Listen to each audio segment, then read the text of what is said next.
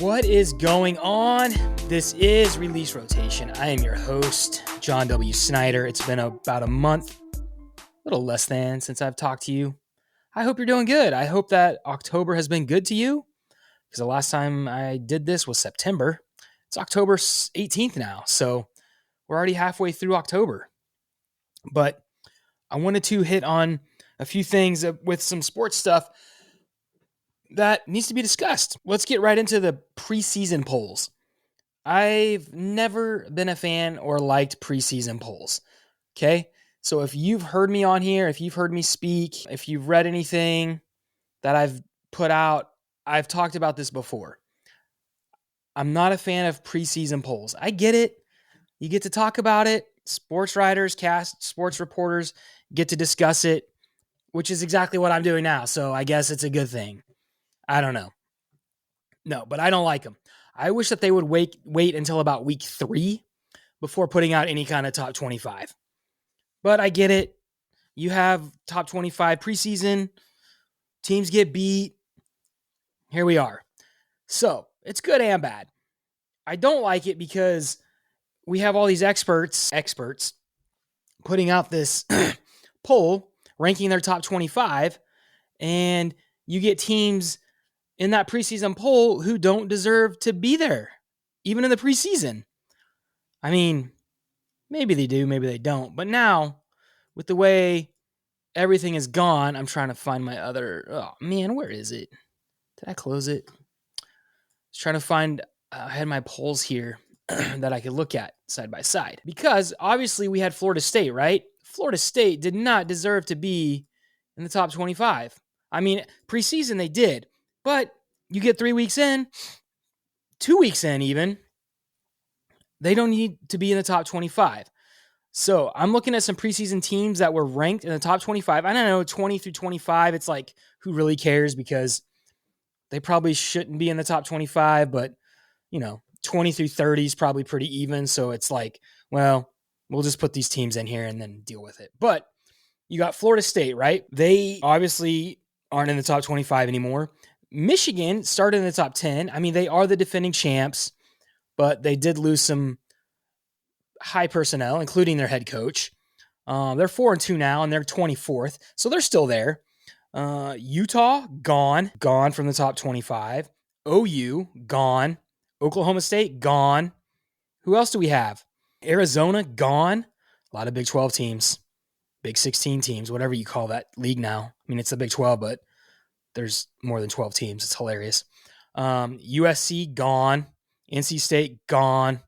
Iowa, gone. So that's like, how many teams is that from the preseason top 25? Let me count here real quick. 1, 2, 3, 4, 5. So 21 through 25 are gone. They're not in the top 25 anymore, which that's kind of what I said. 20 through 30, 20 through 25. No, 20 through 30. I feel like those teams could be, placed wherever. Boise State was not in the top 25, and now obviously they're number 15 with one loss, and that one loss was to Oregon, who is number 2 in the country right now. Oklahoma State, I don't even want to talk about my alma mater, but we're horrible. OU, horrible. Jump to the SEC and just getting destroyed because they have no offense. It's kind of funny. They not traded. I mean, Lincoln Riley left, but, an offensive juggernaut leaves and a defensive juggernaut comes. Their defense is okay. It's decent. But, I mean, you got to put points on the board in the SEC. And they don't have a quarterback that would start for any other SEC team, is one of their biggest problems. Their starter and their backup, I'm not sure it would start anywhere else in the SEC. Maybe. There might be 1 or 2 teams, but OU should have a better quarterback than what they have. And they don't. Oklahoma State had high hopes. The Big 12, they was like, it's going to come down to Oklahoma State, Utah, Kansas State. I mean, Kansas State's okay, but I mean, Iowa State is the team for the Big 12 now. They weren't ranked in the preseason. Now they're 6-0 in the top 10. So again, preseason rankings, BYU, they're number 13 at 6-0, weren't in the top 25. So preseason rankings, not a fan of. Gives people something to talk about, but I am not a fan of preseason rankings for that reason. But then again, who really cares, right? It comes down to who are those top 12 teams that make the college football playoff at the end of the season. So that's the other side of it. Ranking schmankings, does it matter? Why even have rankings? Just kidding. But, right, it does come down to the end of the season. So who are those 12 teams going to be when all the dust clears? I don't know. But, I mean, you've got Texas, Oregon, Penn State, Ohio State, Georgia, Miami, Alabama, LSU, Iowa State, Clemson, Tennessee, Notre Dame. Those are the top 12. I know that it's not going to work out like that because the SEC is just beating up on itself and the Big Ten, right? So if you look at the top, I mean, this is crazy. Let's just go top 8. There's 1, 2, 3, 4 SEC schools and 1, 2, 3 Big Ten schools, and then you throw in Miami, who's in the ACC at 6-0, and they shouldn't be 6-0. They should be 5-1, maybe even 4-2. They've gotten lucky, but rankings, wherever you lie on it, wherever you feel about rankings, I'm not a fan of preseason rankings, just because everything gets shuffled. But even after week 3, I could go back and look at week 3 and look at the rankings and see who was in and who was out. I'm sure it's changed a lot then too. So does it really matter? No, it just gives people something to talk about. That was the longest way for me to ever explain preseason rankings and why they don't matter to who cares if they matter to they don't matter or they do matter. You see what I'm saying? Because I don't either. But man, I should have turned the air on. It is so hot up here. I do this. We have a little third floor office type media / entertainment room, and it gets hot. It gets hot, and that's where I'm at right now. So preseason rankings, that's that. Feel however you want about it. I feel some type of way. You can feel some type of way. But there's that. NFL, full swing. We are in the thick of it, I would say, with the NFL. I say that. How many games in are we? 4? 4 games? Can I count? I don't know if I can even count. 5 games? What are we at right now? Yeah, 6 games. Some teams have played 6 games. Are there any surprises in the NFL? I think, the NFC East, the Commanders leading that, the Vikings leading the NFC North, they're 5-0. The Vikings have not lost a game. Them, the Chiefs, and that's it. Them and the Chiefs, the only 2 undefeated teams left in the NFL this season. But, the NFC North, you've got 5-0, 4-1, 4-2, 4-2. So the NFC North is looking like one of the stronger divisions. So it's kind of fun, right? You've got Minnesota, Detroit, Green Bay, and Chicago, and they're all right there. Is there another? The Falcons leading the NFC South, 49ers, that makes sense. But Commanders, man, that throws me off. You'd think it'd be the Eagles. It has been, but the Dallas Cowboys and the New York Giants are garbage. So it's going to come down to the Eagles and Commanders this year, I think, for the NFC East. And then you got Kansas City, Houston. Is that a surprise? Maybe, maybe not. Baltimore, of course. Steelers are kind of a surprise where they're at, being 4-2. And then you've got the Bills. And the Bills in the AFC East are 4-2. And then the other 3 teams all have losing records. So I would say the Bills are probably pretty safe coming out of the AFC East there. But NFL's going. Kansas City, I feel like they're lucky to be 5-0. They're lucky to be undefeated, especially their first 3 games. I think they all won by within a touchdown. They won those games. And so some last-second plays or last-minute plays.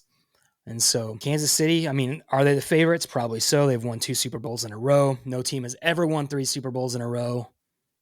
So that could be fun. Might be fun to see Kansas City do that. I've also been writing. We'll talk about Kansas City. I've been writing a little bit. And so with my writing, I wrote about the Taylor Swift effect and how my daughter, who's 7, she listens to a little bit of Taylor Swift music, likes Taylor Swift. Now she likes the Kansas City Chiefs, and she knows who Travis Kelsey is. She knows who Patrick Mahomes is. She watches football. If the Chiefs are on, she'll ask me, are the Chiefs on? If so, her next question is Taylor there? It's not who's winning. It's, is Taylor there? And so at first when Travis Kelsey and Taylor Swift started dating, I was like, oh gosh, this is going to just consume the sports media world. And this is all anyone's going to talk about. And they're going to show her 100 times at the games. And then my wife was like, who cares? And I was like, you're right. Who cares? Who cares? And then it goes back to my daughter and seeing that more girls and younger women, like between the ages of whatever, so we'll say 7 and 25, that demographic has shot up in viewership. Like the Super Bowl last year, I know the numbers were high, but how much of that was thanks to Taylor Swift and more women tuning in? And so I think that's super cool. I think it's awesome that young girls are watching football. It gives me a great excuse to watch a football game with my daughter, who before Taylor Swift came along to date Travis Kelsey, she didn't really care about football or know any football players. And here we are. So yeah, to be honest, I was like, this is ridiculous that they're dating. That's all they're going to talk about. But in the end, I like it because of those reasons. The other side of it too is I don't have much time left because Travis Kelsey's 35. It's getting up there for football age. And also, who knows if Taylor and Travis will stay together for how much longer? Maybe they'll get married. Maybe they won't. Maybe they'll break up. I don't know. But so anytime the Chiefs are on, I'll let my daughter know and we'll watch a little bit of football. So that's pretty fun. So thanks, Taylor, for that. And Travis, I guess, for shooting your shot with Taylor Swift. Paid off dividends for a lot of people, including Travis and Jason Kelsey with their podcast. I mean, they were already making commercials and stuff. That's the other thing that I don't think people realize. I think people who've just come along and been like, oh, Taylor Swift really helped Travis Kelsey's career. And it's like, maybe a little bit, but like Travis was already doing commercials and was already doing other things before he started dating Taylor Swift. But that's a whole other subject and topic to talk about. But NFL, full swing. It's fun. I'm glad football is on. NBA starts soon. NHL started last night, I think. First game, or maybe tonight even. But we're into that. The NBA starts soon. So there is a lot of sports going on. Major League Baseball playoffs. The Dodgers are looking really good against the Mets. And I actually haven't seen any of the other series, the Yankees and the Guardians. I mean, living in close to LA, it's, we'll watch the Dodgers, as my son said when he was 2. The Dodgers were on in the playoffs, and he said, go Dodgers. And I tried to correct him, and I said, no, Jack, it's go Dodgers. And he's like, no, it's go Dodgers.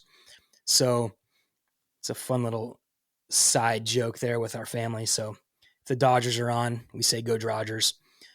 But so much sports is happening. College basketball is going to be starting soon. We are in the thick of it, and I need to do more of these podcasts and just talk and speak about sports because it's what I like to do. It's what I want to do. It's what I set out to do 20 years ago. More than that? Man, how old am I? I started college in 1998. 26 years ago? I'm not that old. Wow. But I wanted to do sports reporting, sports journalism, write about it, talk about it, play by play, whatever. I wanted to be involved in sports. That didn't happen. Things changed, got sidetracked. And yeah, I might be in my 40s, but is it ever too late to start something? No. And I want to start doing something like that. I want to get back into writing about sports and talking about sports and figuring out how to actually get paid to do it. There's no time like the present. 44 is young, right? I think so. People are living to their 90s easily now. I shouldn't say easily, but people are living in their 90s way more than they were 40 years ago. And so, I don't think it's too late to get back into it. And I would love to figure that out. And so if you have any tips for me, hit me up. You could email me, snydersports@gmail.com. Find me on Twitter @John W. Snyder, JOHNWSNYDER, or on Instagram, JOHNWSNYDER. I'd love to connect with you. Any advice, any tips you have for me as I am trying to figure this out, going down this route and just doing something I'm passionate about and love to do. And this is going to sound like an excuse. I guess it is, but I've started this, I've stopped it, I've started it, I've stopped it. It's because it's like I get into it and I try to figure out, I need to make some money. I want to make money doing it, because what better thing to do than to make money doing something you love to do? And then I just can't figure it out. And so that's where I'm at right now in this journey. And so maybe, again, like I said, if you have any tips for me, any ideas, I would love to hear them. So hit me up, let me know. Is there anything else I need to talk about sports-wise? I mean, we hit all the sports. Golf's done for the year. Tennis is done. I don't know. I think that's it. I think I've hit my max on this episode. I think, no, let's just end it here. Appreciate you listening. I hope that your weekend is amazing. It is Friday the 18th, not the 13th. That's all I got. Thanks. Bye.